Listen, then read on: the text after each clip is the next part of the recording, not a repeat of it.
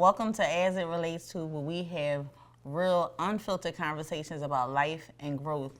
I'm your host, Halima Reddick, and today our conversation is about resilience after incarceration. This podcast is called As It Relates To, because everyone has a story, and everyone's story relates to someone else's. My story is about second chances, healing, faith, finding success on my own terms.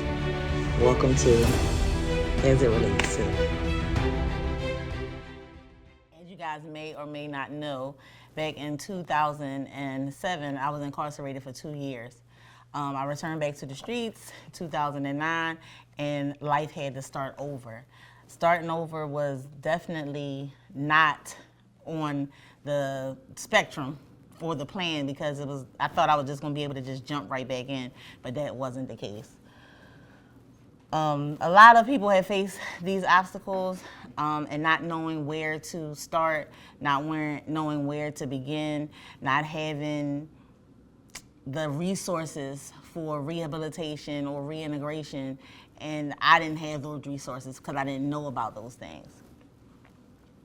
And when you're coming home and the world sees you as a problem opposed to being a solution, it's really, really tough. A lot of people deal with trying to find jobs, looking for work, and not being able to know how to fill out applications, not knowing how to balance or have a direct conversation.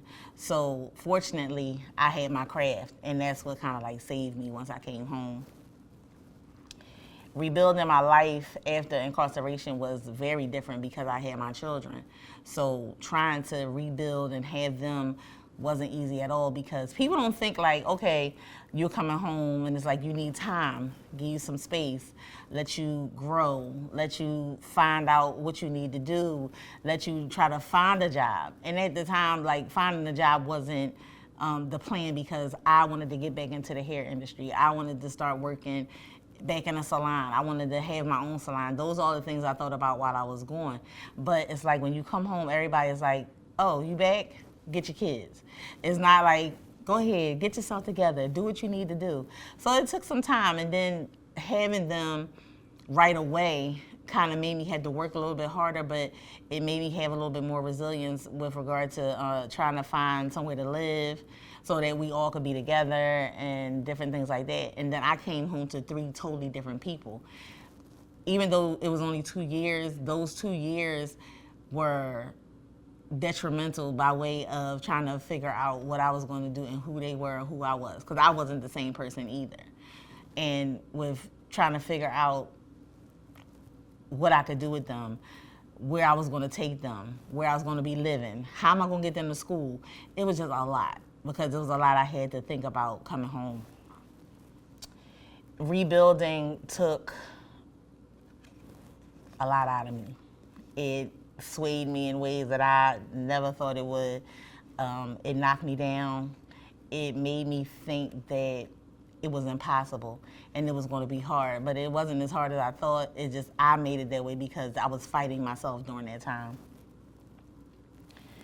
And coming home trying to practice Islam properly was another thing, because there were so many stigmas based around the niqab and the hijab and being Muslim, and it was so many different obstacles in the community, because I had struggled with wanting to be married and wanting to have a balance for the children, wanting them to be involved, but I had to take care of me first, and that was something that was hard, understanding that I had to have myself right before I could get them right. So that was like a struggle, trying to figure that part out.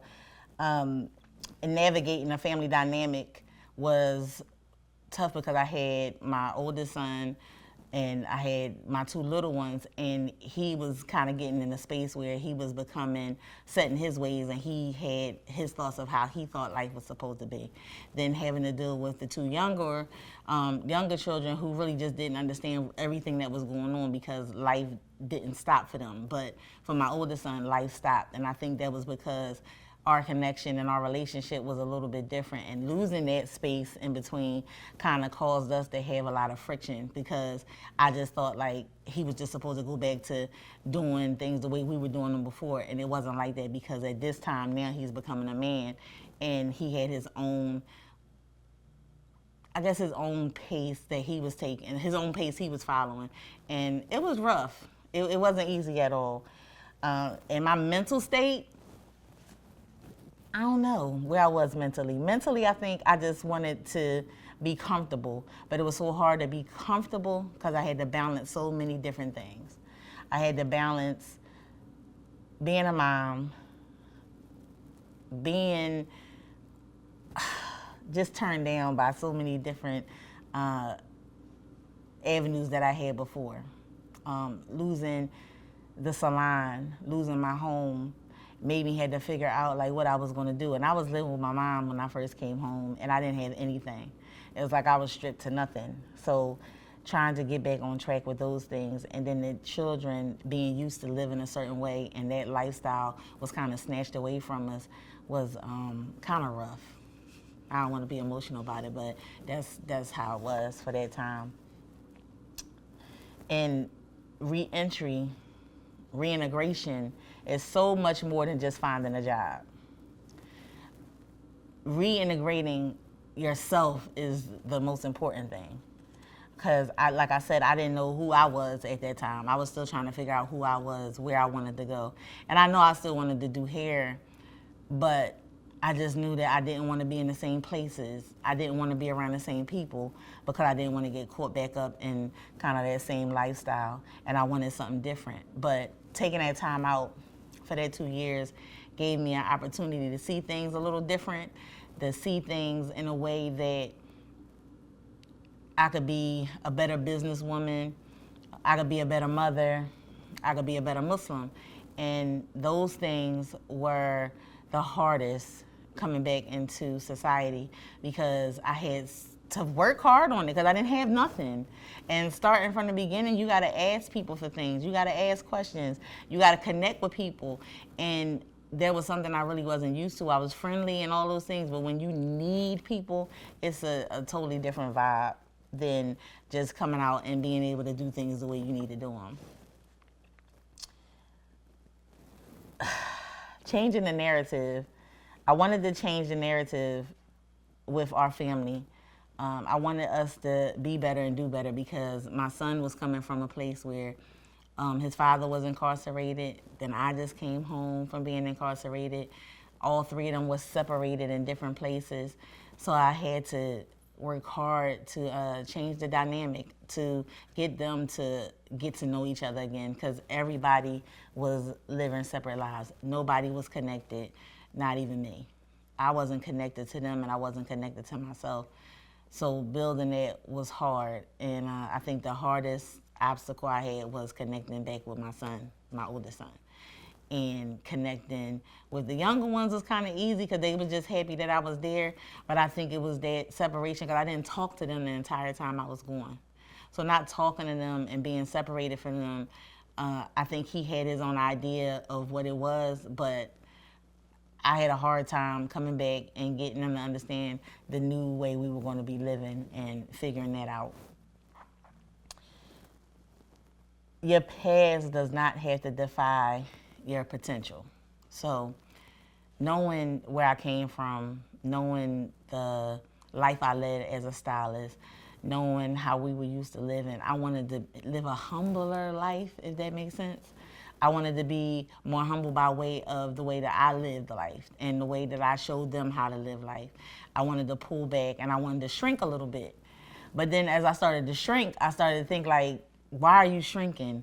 At this time, you should be more profound. This is the time where you should be showing them how to get to it, how to make different moves, just leaving off other things and leaving off people who kind of weren't really like good for me at the time, because it was just about being there because my name was something, or because people knew who I was. So at this time, it's like I'm pulling back and I want to shrink within myself to just make myself just a little bit smaller so I'm not standing out. I didn't want to stand out. I didn't want to be all over the place. But at the same time, those were the things that kind of made me successful. Standing out, being different, doing things differently. So I guess I didn't want my past to define me at that time. I didn't want everything that was going on make me feel like I had to slow it down to get back out here and do what I needed to do. So I know that I needed my clients back on board. Social media had become a thing, a big thing. So I think MySpace was out around the time when I first came home and I started getting on MySpace, but I was going out a little bit. So then it started to rock the boat between connecting myself, connected with my religion, connected with my children. So I started going out a little bit. People started seeing me, asking me, was I working? I wasn't working yet. So then now I'm working on trying to find somewhere to work. And when I finally got a chance to get somewhere to work, now I need things.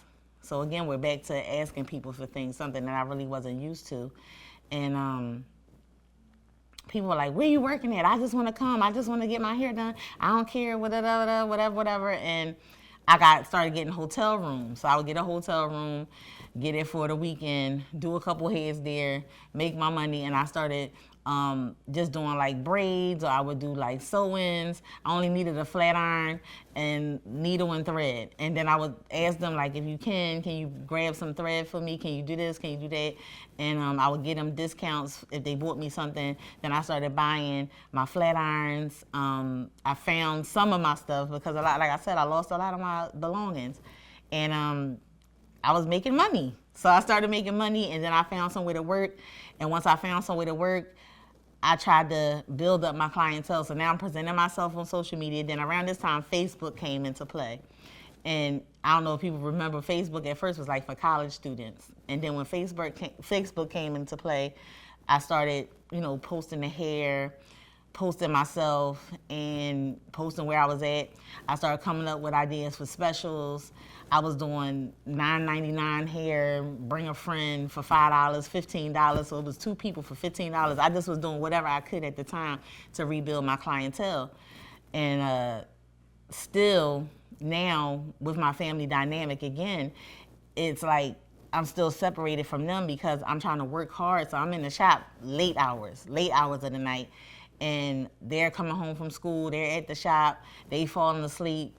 So I got 3 children sitting at the salon, half sleep or already sleep, and then trying to get home to manage. We ate out a lot, and that's not what I wanted for my children. So it was a lot of planning that went thereafter. So planning with trying to figure out how I can balance going to the shop, at least leaving at a reasonable hour, and trying to make it home with these 3 children. That was a lot. And I still don't think I had it figured out for a little while after that. I'm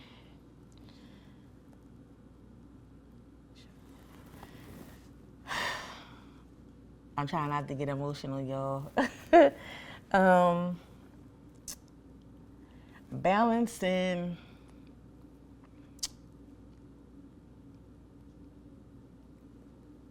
looking forward to acceptance in the hair community was different. Balancing 3 children who now are combative because I hadn't figured it out yet. Balancing getting to know myself at this point because I wasn't happy with who I was. It was a lot. So empowerment and self-empowerment didn't come for a long time because for a long time I wasn't happy with who I was and what I was doing. For a long time I didn't figure out how to be happy with being home. It's like I'm home, but I still wasn't happy with what was going on. I was home, but I still wasn't comfortable. Like I hadn't found comfort yet. And when I finally did find comfort, I was head to head with my son, and my son started having, issues with running into the law, and that was hard too, because coming home and wanting them to live a certain way and be comfortable and be happy was hard, because I had my one son who was going through what he was going through, and then I had my two children who were going through what they was going through and still dealing with cycles of like abuse and other things intertwined in those segments of that time. But now I have a son who's incarcerated, and trying to manage and figure it out, because I didn't have money for lawyers. I didn't have money to make sure that he could have good counsel. I didn't have that. So it's like going up to the prison, making sure he got money on his books, making sure I could answer the phone. That was the best I could do. And those are things that I didn't have. I didn't have nobody answering the phone for me when I called. I didn't have anybody coming to see me, making sure I was okay. And I felt like I tried to push through in those areas to make sure he was okay, and then still trying to, balance dealing with my other two children and helping them figure things out. And moving forward, life just started to pick up. Moving forward, life was starting to move a little faster for me. I was making more money. I was becoming more established, and I think I started to understand a little bit what I needed to do to kind of balance out my business. I still was like running specials. I had like certain days I would do specials and stuff like that. But then I started to remember I learned propaganda back in 9th grade, 10th grade. So I would buy a $7 bottle of shampoo and an $11 bottle of conditioner. I would do $15.99. I had customer appreciation days once a month. I had $25 Tuesdays. I had Thirsty Thursday. So it was a lot. And I started making money to where as though I became a little bit more comfortable. And in between the time, I was just focused, laser focused on being able to build something. And then later on, I was like, I wanted to be married too in between the time, because that was like a focus for me too, coming home and deciding to get married. And I wanted to have a balanced lifestyle. And building a new life meant that I had to develop new ways of balancing my business. And as that went on, I tried to figure out different things. I stopped doing weaves, and that was so hard. When I stopped doing weaves, life stopped for a second, because it's like, wait a minute. This was the way I brought in the bulk of my income, and then I stopped doing the weaves for religious reasons, because, we're not supposed to do weaves.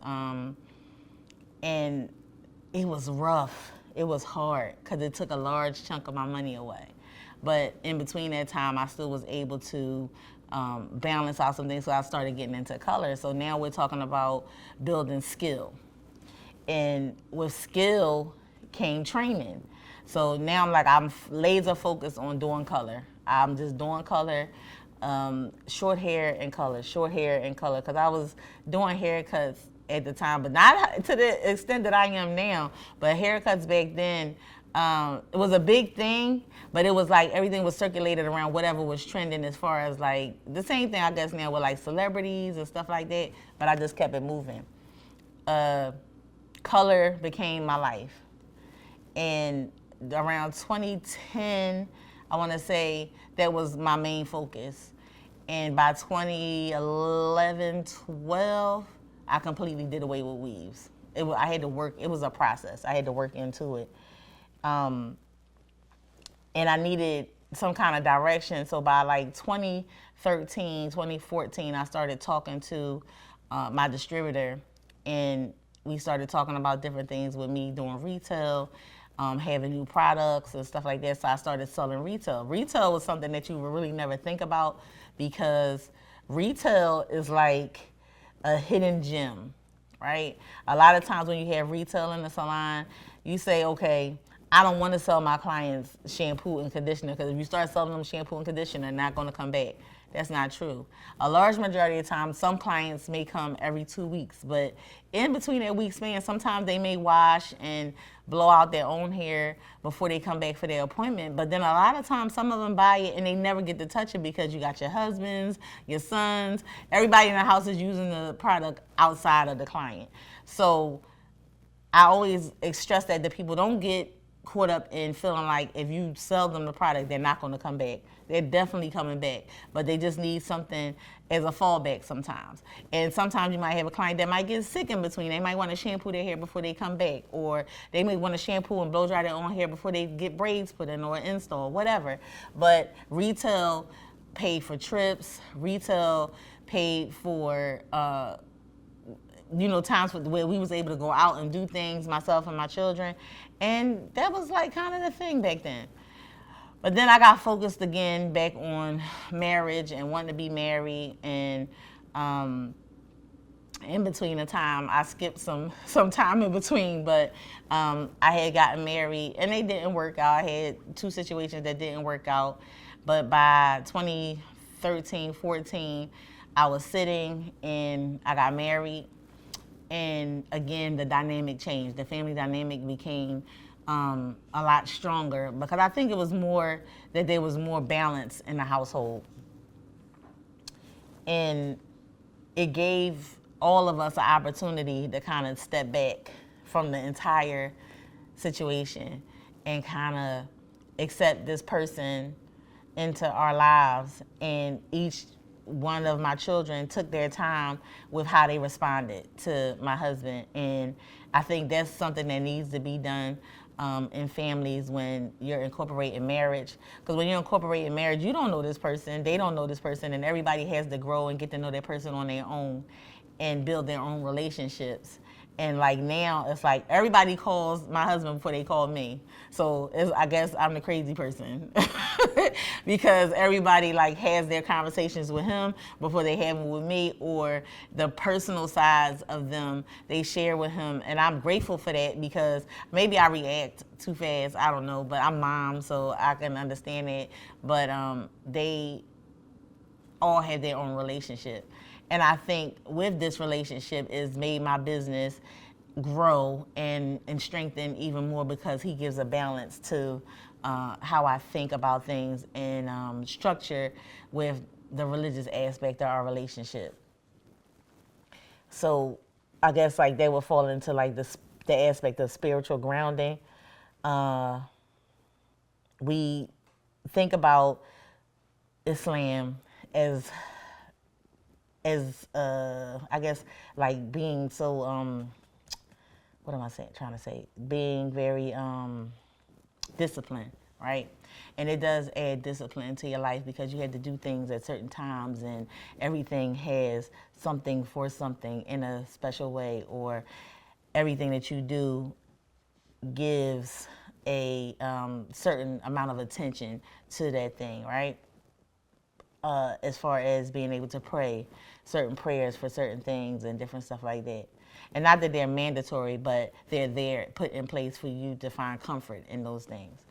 But spiritual balance with your family, especially with practicing and having a husband who's diligent, consistent, and you're able to be diligent and consistent to be able to understand what you need to do moving forward, it kind of helps. So I want to say, like, definitely for sure, being spiritual in the way of praying regularly and being connected with my family definitely did help build my business because I think differently. I think a little bit more before I react, or I'm always consistent with thinking about giving it to my Lord opposed to reacting. And I used to react.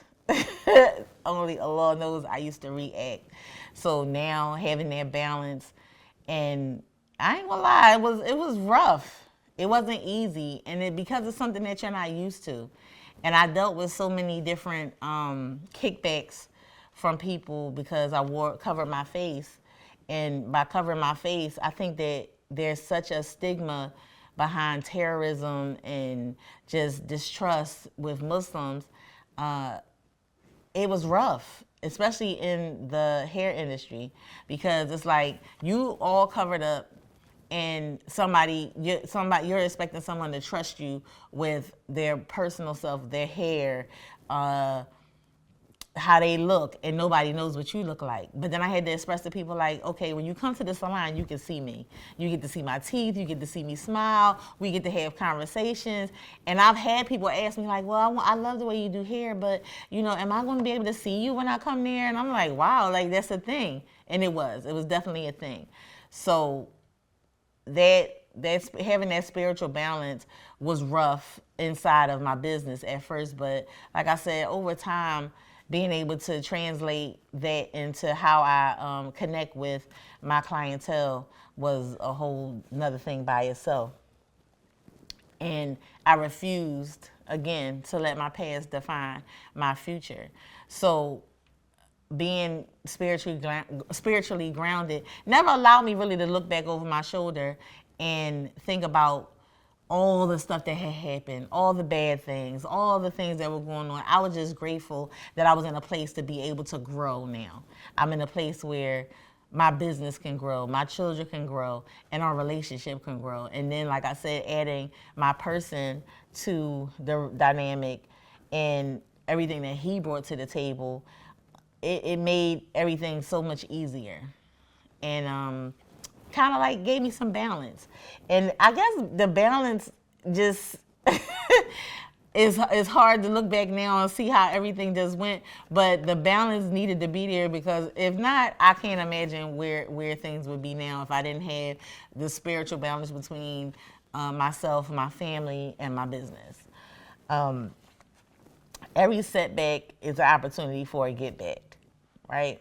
So when you think about stuff happening to you, and you think about the mistakes that you've made, and in the instant that those things happen, or if something is going on, I automatically always think of everything that could go right, right? And I think that's what helps me not be frustrated. Sometimes I'm nervous about stuff, or I've gotten a space as I've gotten older where I don't trust people as easily as I used to.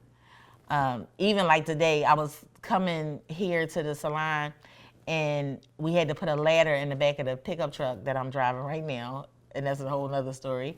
But I didn't feel comfortable. I was like, ugh.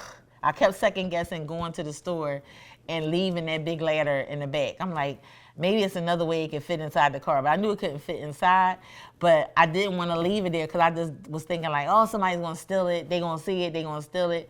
But I had to be comfortable and be like, listen, whatever is meant to happen is going to happen. And if it's decreed to happen, if somebody's supposed to take that ladder and walk away with it, I'm at the place where I can buy another ladder. I'm at Home Depot. I can buy another ladder. So that gave me comfort. But before, I couldn't think like that. And something so small as a ladder would have stressed me out. Like, well, maybe I could tie it to somebody else's car and they could just drop it off, and then I'll get it when I get there, whatever. But I kind of had to learn to let go of that, right? And before, I think just the reactions that I would have to certain things. And when things didn't go the way that they were supposed to go, I would fall apart. And every setback that you fall into, if you lose money, if you don't have as many clients that you thought you was going to have that day, if you don't have the money that you thought you were going to have to pay a bill, you had to be focused on what you can do to change the narrative if that happens. So you had to figure out what you can do to move forward, or what you can do to avoid that happening the next time. Because there will be a next time, if you allow it to be a next time. But being discouraged is something that I refuse to let overcome me now as time has went on. I just feel like these stories, the things I'm sharing, I want to continue to share, because I know for sure that there are people who find themselves lost, and people who may not be able to find solace in the mistakes that they made, right? But if you make a mistake, it just gives you an opportunity to do it over again and plan it correctly the next time. I feel like when we are in spaces that we don't trust ourselves, it gives us the opportunity to look inside and say, why am I not trusting this situation? Think about it. Look further into praying on things, like praying about different situations that happen, being conscious that there's a higher power and you're not alone in situations. I think those are the things that make you a little more solid, make you a little bit more comfortable and able to balance where you want to go and how you want to do things. And moving forward, I just want this to be a space where these open conversations can be had without being uncomfortable, without feeling discouraged or feeling disrespected or feeling uncomfortable, with having a regular, unfiltered, general conversation. Because when you're able to share, I feel like there's opportunities for you to be open and give somebody else the opportunity to see that you can show your scars so that other people know that they heal in that way and be able to move on and be successful without having to be stressed or find ways to take the time out to just see yourself. Just see yourself. So I want to encourage you guys to first like, share, and comment so that I know that I'm going in the right direction. And if there are things that you may want to know, different things you may want to hear about while you're here, I can share those things because I'm an open book and I want to be that. I want to be able to have somebody be able to look at my story and feel comfortable with moving on and know that it's okay to move on or know that it's okay to leave certain things behind and be comfortable in that. And yeah, it just feels good, right? And it feels good to share and it feels good to be comfortable. So in closing, this is As It Relates To. Again, I'm your host, Halima Reddick. And until next time, push through, be encouraged, and push yourself to succeed.